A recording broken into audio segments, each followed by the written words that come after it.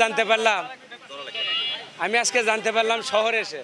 আচ্ছা, আমি এই শহরে আসে আজকে শুনতে পারলাম সব লোকজন অনেক ভিড় করছে। আমি জানতে পারলাম যে পুলিশের মধ্যে একজন কনস্টেবল ভাই, সে অনেক বয়সী, এই মুহূর্তে আসে, এত বয়সে আসে, সে যে ইচ্ছা শক্তি ধারণ করে আজও পর্যন্ত এই অবস্থায় এসে সে যে এসএসসি পরীক্ষা দেওয়ার পরে সাফল্য অর্জন করছে, পাশ করছে, এতে আমরা জনসাধারণ আমার পাশে আছে, সবাই আছে, দেখলাম যে আমরা সবাই খুশি। তো এতে করে আমাদের মনে হচ্ছে যে শিক্ষার কোনো বয়স নেই। এই বয়সে যদি সবাই মিলে লেখাপড়ার ইচ্ছা যদি ভেতরে থাকে তাহলে সবাই লেখাপড়া করতে পারে, উচ্চ শিক্ষায় শিক্ষিত হতে পারে। তো আমার অত্যন্ত গর্ব, এইরকম যদি কেউ থাকে তাহলে সবাই যেন করতে পারে, সবাই যেন এই বয়সে আসেও শিক্ষা লাভ করতে পারে। এটা সবার জন্যই ভালো হবে এবং মঙ্গল।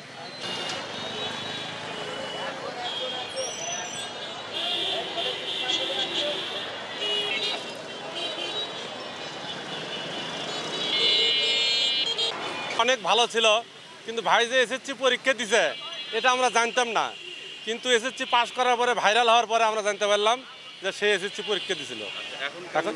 এখন খুবই ভালো লাগতেছে। হ্যাঁ, এরকম বয়সেও যদি আগ্রহ থাকে তাহলে লেখাপড়া করা যায় এবং ভালো। আমরা শিখলাম যে শিক্ষার কোনো বয়স নাই, যে কোনো বয়সেই লেখাপড়া চালায় যাওয়া যায়, এটাই আমরা শিক্ষা অর্জন করা যায়, এটাই আমরা জানলাম এবং আশাবাদ।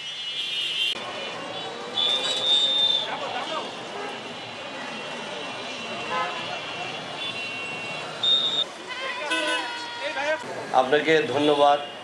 আসলে আব্দুল সামাদ আমাদের পুলিশ কনস্টেবল 57 বছর বয়সে উনি এসএসসি পাস করছে।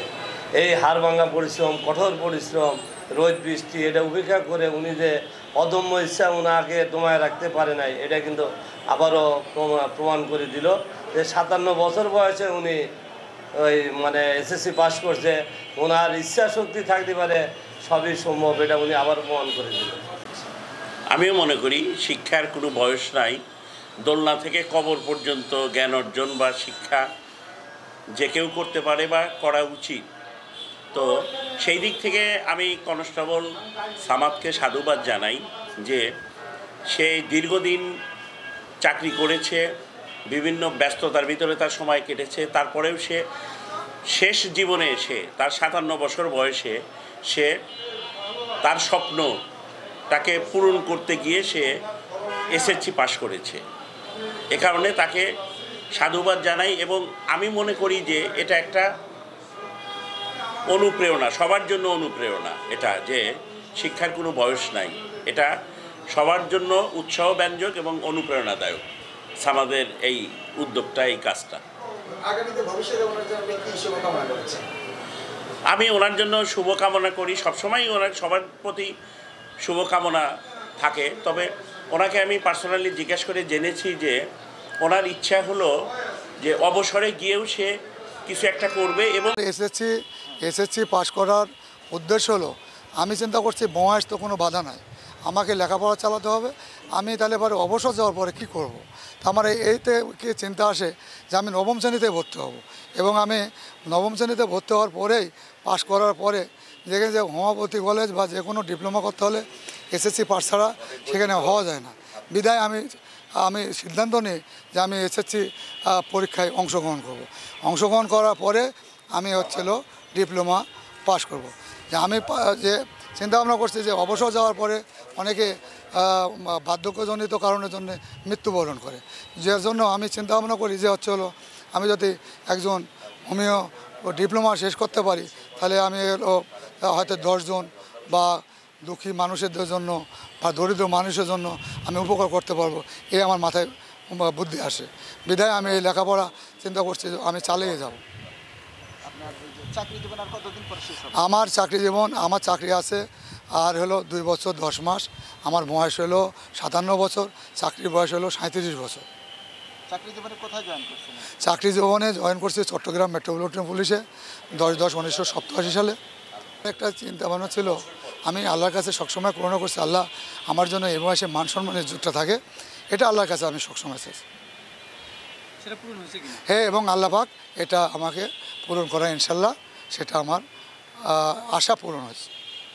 পরিবারে কয়জন সদস্য? আমার পরিবারে 2 ছেলে 1 মেয়ে, আমার 1 স্ত্রী, আর আমার বাবা মারা গেছে, আমার মা আছে, আর 1 ভাই মারা গেছে, 1 ভাই বেঁচে আছে, আর বোন আছে। গ্রামের বাড়ি কোথায়? গ্রামের বাড়ি রাজশাহী বাঘা থানা আশরাফপুর গ্রাম। আচ্ছা, এই যে আপনার রেজাল্ট হলো, এটা জানার পরে আপনারা এই যে আমাকে আলফা 5 স্যার এবং ইহাতে আমাকে গতকালকে রাত্র 8টা বাজে সম্বোধনা দিছে এবং তারা বলছেন যে তুমি যতদূর লেখাপড়া করতে চাও তুমি চালা যেতে পারো, কোনো তোমার মানে পুলিশ ডিপার্টমেন্ট হইতে সর্বোচ্চ তোমাকে সহযোগিতা করা হবে। আজকেও তো আপনাদের সম্বোধনা দেওয়া হবে বলে শুনতে পাচ্ছি, এই বিষয়ে কেমন আছে? এটা তো আমার অবশ্যই আনন্দের বিষয়, আমি যেটা কল্পনা করিনি, কল্পনার থেকে অধিক। বয়স আর হচ্ছে যে ছোটবেলার কিছু মনে পড়ে? আমার ছোটোবেলা থেকে মনে হয়, এখনও আমি মনে করি না যে আমার বয়স হয়েছে, আমি মনে করি যে এখনও আমি ছোটোই আছি। পড়াশোনায় কোনো আপনার জোর ঝামেলা, চাকরির পাশাপাশি ইয়া হয় নাই, আমি বেশিরভাগই গভীর টাইমে লেখাপড়া করতাম, হয়তো রাত্র 11টা 12টার দিকে জায়গায় পড়াশোনা করছি, আমার এতে কোনো সমস্যা হয়নি। কোথা থেকে পরীক্ষা দিয়েছেন? আমি পরীক্ষা দিয়েছি নাটোর জেলা লালপুর থানা Maharkhaya Notunpara secondary and vocational institute থেকে।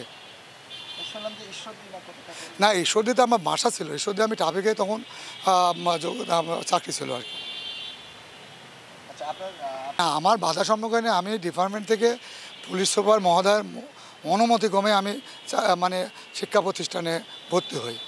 আমাকে ছুটি বা ডিপার্টমেন্টের সার্বিক সহযোগিতা করছে। আপনি ডিপার্টমেন্ট থেকে এখন কি বলতে চান? ডিপার্টমেন্টে আমি বলতে চাই আমি লেখাপড়া আমার সার্বিক সহযোগিতা করে এবং আমাকে যে উৎসাহ করে, এটাই আর কি বলবো। তো আপনি আর কাউকে আপনি উদ্দেশ্য করে কিছু বলতে চান?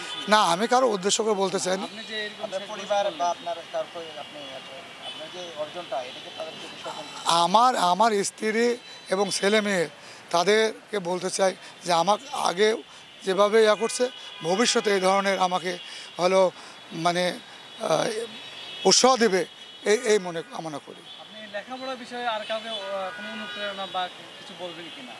আমি চিন্তা করি যে শিক্ষার কোনো বয়স নাই, যে বয়সেই হোক না কেন তার শিক্ষা মানে গ্রহণ করা উচিত। ডিজিটাল যুগে শিক্ষা ছাড়া কোনো মূল্য নাই। ডিজিটাল বা দেশ গড়তে গেলে পরে মানে লেখাপড়া বিকল্প না। তারা আমাকে কেউ হয়তো মানে আঙ্কেল ডাকছে, কেউ নানা ডাকছে, কেউ দাদা ডাকছে। তারা বলছে যে এই বয়সে যে তার পরীক্ষার যে ইয়ে আছে, উৎসাহ আছে, তা ওরা দেখে এটা মানে আমাকে উৎসাহ করছে যে আপনার পরীক্ষা আপনি চালিয়ে যান। হ্যাঁ, আমি রেজাল্ট হওয়ার পরে অনেক আমার স্কুলের শিক্ষক এবং আমার সাথে সহপাঠী এরা আমার সাথে যোগাযোগ করছে। তার স্বপ্নকে মানুষ জয় করতে পারে এবং তার যে অদম্য ইচ্ছা, তার মাধ্যমে তিনি এই বয়সে এসেও তিনি এসএসসি পরীক্ষা দিয়েছেন, ভালো ফলাফল করেছেন। আজকে আমি মনে করি তিনি শুধুমাত্র জেলা পুলিশ বগুড়া না, সমগ্র বাংলাদেশ পুলিশকেই তিনি কিন্তু অত্যন্ত আনন্দ দিয়েছেন। এবং এটি হচ্ছে একটি বড় ধরনের উদাহরণ যে যদি মানুষ চায়, যারা পিছিয়ে পড়া মানুষ, যারা অনগ্রসর, যারা সুবিধা বঞ্চিত বা যারা মনে করে যে আমাদের জীবনে আর প্রাপ্তি বলে কিছু নেই, আমি বলবো একেবারে ভ্রান্ত ধারণা। প্রত্যেক মানুষ কিন্তু অনেক কিছু করতে পারে এবং তার হচ্ছে একজন অনন্য উদাহরণ কনস্টেবল আব্দুস সামাদ। আমরা জেলা পুলিশ বগুড়া, আমরা সমগ্র 2000 পুলিশ সদস্য অত্যন্ত আনন্দিত। আমরা মনে করি তিনি আমাদেরকে অনেক দিন পরে তিনি আমার সত্যি কথা আনন্দ দিয়েছেন।